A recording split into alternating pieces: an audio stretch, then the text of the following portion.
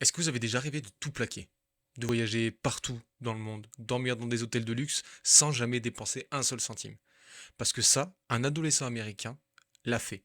Et ça pendant des années. Salut à tous, c'est Skiox. Aujourd'hui, on se retrouve pour l'histoire complètement folle d'un des probables plus grands manipulateurs du XXe siècle.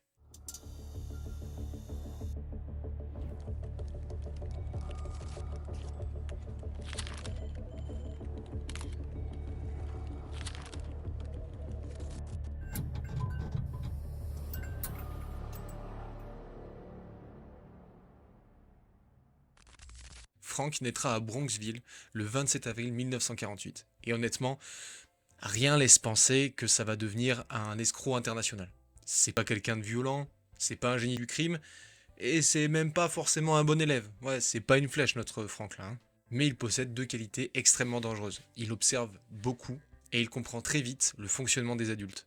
Son père, Frank Senior, est commerçant. Élégant, très sociable et charismatique. Le genre de mec qui serre beaucoup de mains, quoi. Et il connaît tout le monde. Les serveurs, les banquiers, les policiers, les commerçants. Et surtout, il donne constamment l'impression d'être important. Un soir, Frank et son père vont dans un restaurant chic et Frank remarque immédiatement quelque chose de fascinant. Dès qu'ils entrent, les serveurs changent d'attitude. Le patron vient personnellement les installer, les employés sourient, tout le monde semble respecter son père. Et pourtant, financièrement, la famille commence déjà à avoir de gros problèmes. Mais son père cache tout parfaitement. Et ça va énormément marquer Frank. Les gens respectent davantage l'image que la réalité. Il faut comprendre le contexte de l'époque. On est dans l'Amérique des années 50, 60, il n'y a pas d'internet, pas de caméra de sécurité, et pas de base de données moderne. Les banques communiquent lentement, les chèques mettent plusieurs jours à être vérifiés, et surtout, les gens fonctionnent énormément à la confiance. Aujourd'hui, si par exemple vous essayez de rentrer dans un cockpit d'avion mais sans badge, je pense que vous vous faites embarquer direct. Alors qu'à l'époque, t'avais un uniforme, ça passe. À un moment, tout bascule pour la famille de Frank. Les finances n'arrêtaient pas de s'effondrer, les disputes devenaient constantes, et finalement, en 1963, ses parents divorcent. Et à partir de là, il va commencer progressivement à vivre seul. Il a seulement 16 ans, il a pas de diplôme, pas de travail et pas de plan. Et beaucoup pensent que c'est à ce moment précis que l'escroc est né. Avant le divorce, son père lui avait donné une voiture et une carte de crédit Texaco pour l'essence. Aujourd'hui, les cartes bancaires, ça paraît banal. Mais dans les années 60, les cartes sont ridiculeusement mal sécurisées. Pas de puce, pas de code, ni de vérification instantanée. Tout repose sur une signature et de la confiance.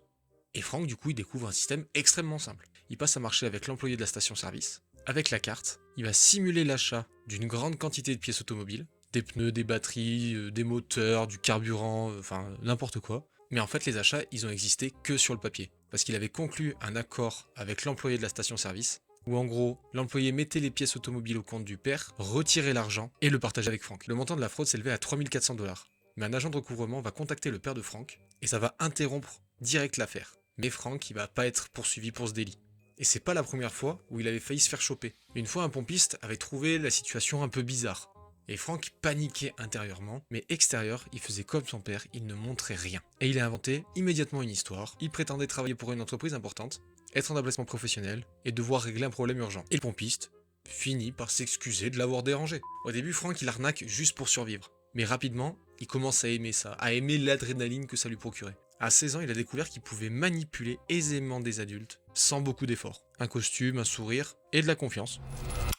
Un jour, Frank il se retrouve à observer des pilotes dans un aéroport. Et il remarque que les pilotes sont traités mais comme des rockstars. Ils passent partout, voyagent gratuitement, ont accès à des hôtels et sont admirés immédiatement. Et pour Frank, c'est le déguisement parfait. Donc en 1965, Frank appelle la Pan American World Airways en disant quelque chose de banal. Bonjour, je suis pilote, j'ai perdu mon uniforme. Et devinez quoi? Contre toute logique, ça passe. Il récupère un uniforme, un badge et un faux numéro d'employé. Et une fois habillé, il ressemble parfaitement à un pilote. Frank dira plus tard que quand il se regardait dans le miroir, lui aussi commençait à croire qu'il était réellement pilote. Mais bref, dès qu'il porte la tenue, le monde change immédiatement. Les employés deviennent ultra polis, les hôtesses lui sourient sans arrêt, et les hôtels le surclassent parfois gratuitement. Et le plus fou, c'est qu'il a même pas besoin de beaucoup mentir. Parce que les gens, ils complètent eux-mêmes l'histoire dans leur tête en fait. Ils voient un uniforme, une montre, un sourire et de l'assurance, et automatiquement, ah ce mec doit être important. Rappelez-vous qu'à ce moment-là, il a seulement 17 ans. Alors attention, Frank est pilote, mais il ne va jamais piloter d'avion. Mais ça va pas l'empêcher de voyager, parce qu'il va utiliser le système du dead heading. En gros, il prétendait simplement être un pilote qui devait effectuer un vol à partir de la destination vers laquelle allait l'avion. Et c'est comme ça qu'il était logé dans les hôtels.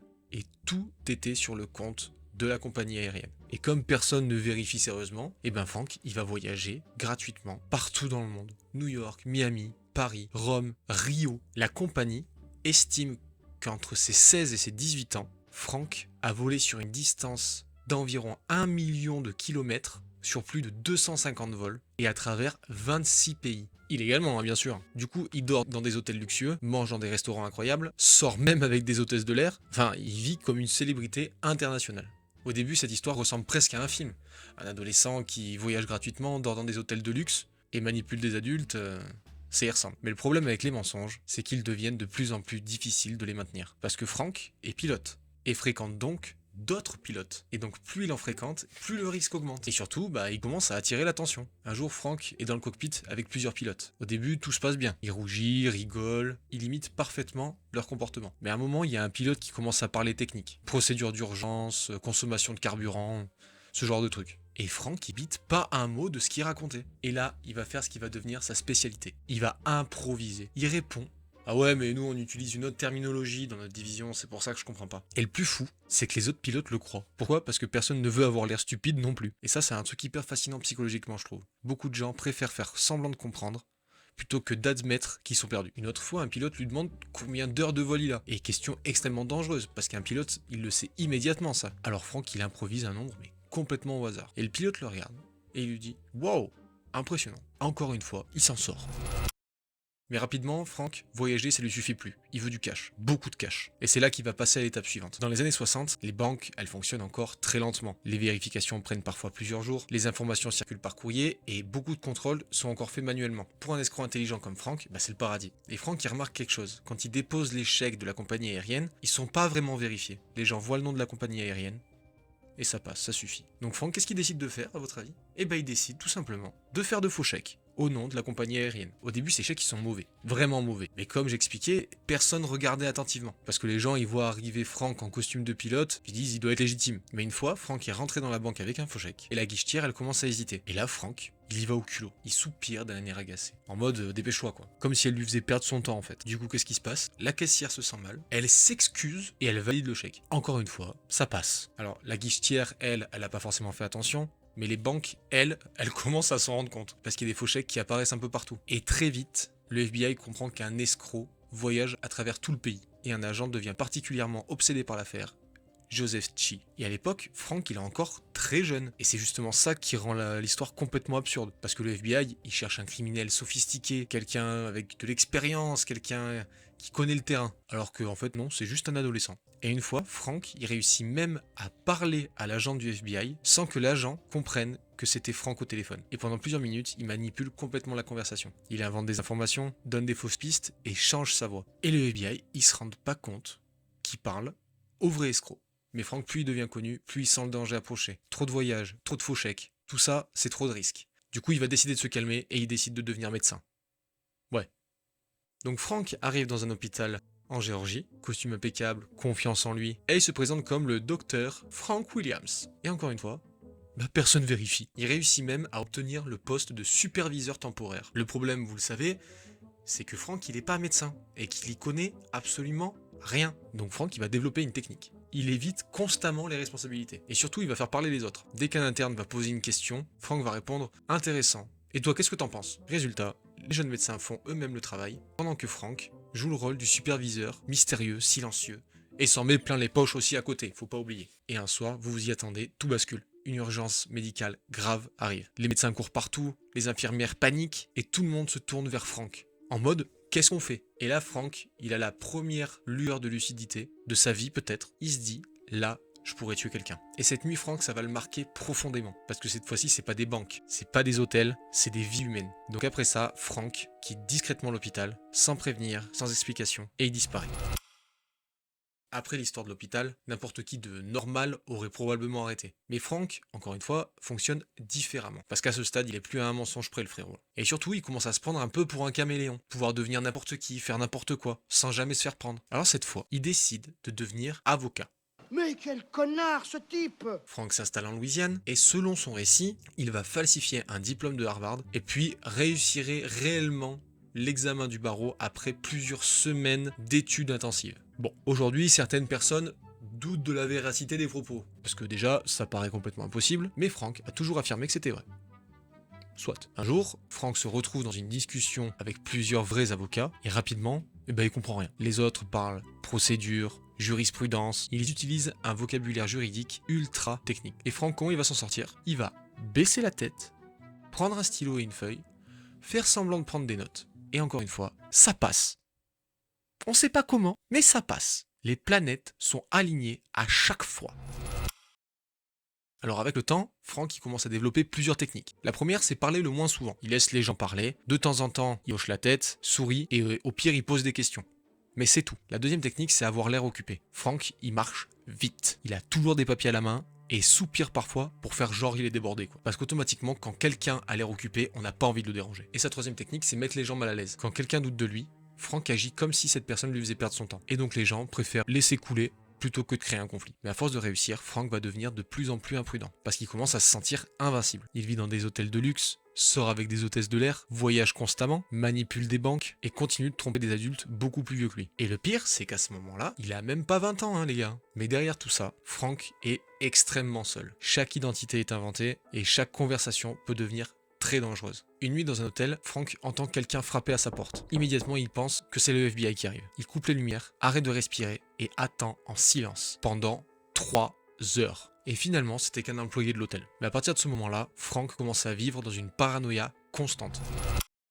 Pendant ce temps-là, Joseph Chi, l'agent du FBI, continue sa traque. Et plus le FBI enquête, et plus l'histoire paraît absurde, parce que les témoignages sont contradictoires. Certains disent que Frank est pilote, d'autres disent qu'il est médecin, d'autres disent qu'il est avocat, d'autres pensent qu'il travaille dans la finance. Personne n'a la même version, et ça perd complètement le FBI. À un moment, le FBI va diffuser une photo de Frank. Et le plus drôle, c'est qu'il paraît tellement jeune que plusieurs personnes refusent de croire que c'est vraiment le suspect. Ils pensent que c'est une erreur. Et c'est ça qui va le protéger pendant longtemps, Frank. Et Frank, il quitte régulièrement les États-Unis. Il voyage en France, en Espagne, en Italie et au Royaume-Uni. Et partout, il va recommencer les mêmes techniques. Faux chèques, faux rôles, vrais mensonges. Le problème, c'est qu'à force, il va devenir trop visible. Et rappelez-vous, notre Frank, c'est pas forcément une lumière. Et comme tous les criminels, il va pas tomber à cause d'une erreur de fou. Il va tomber à cause d'un détail stupide, une relation.